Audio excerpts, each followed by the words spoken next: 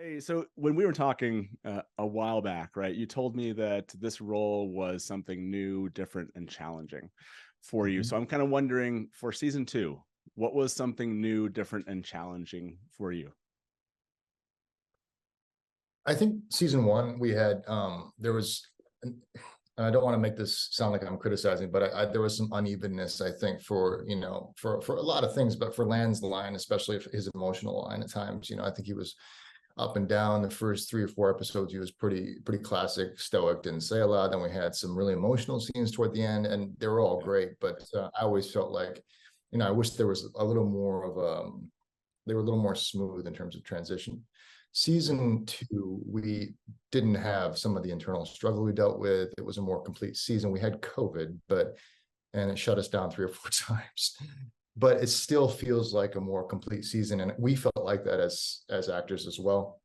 So the scripts weren't changing as much. We could focus on where they were going, and so we were able to. When I watch it back now, I just see I see the emotional lines, but Yeah. it's less up and down, extreme up and down, and more of a flow, which Cool. felt more natural. So you're going to see him go places, but it's not quite so abrupt, and I quite like that.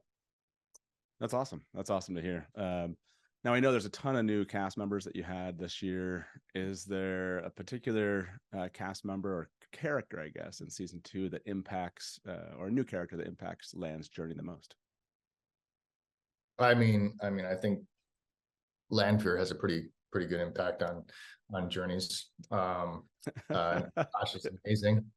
I've really enjoyed working with her. I was a big Peaky Blinders fan, and so we welcomed her with open arms, and she's incredible. So she has a pretty big impact.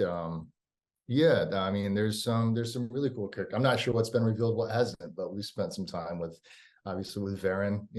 There's some nice moments with Varen as well, and she's incredible. And it's just really interesting to see this whole world grow so much. I mean, there's the cast is we're in season three now, and the cast is massive. I mean, it's in the 300s or something. And like I'm in Michigan right now.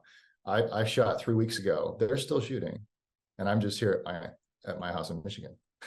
That's crazy to think that it's grown that much, man. It's insane. Uh, It's you shared a memorable moment from the set. I don't want to bring you too far back in season one in this moment, but it was 4 o'clock in the morning. You said it was really cold.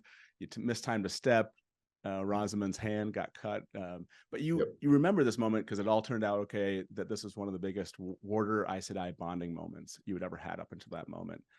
Is there something equivalent to that, like from season two? Was there some moment on set for you that was just so memorable, that just sticks out in your mind?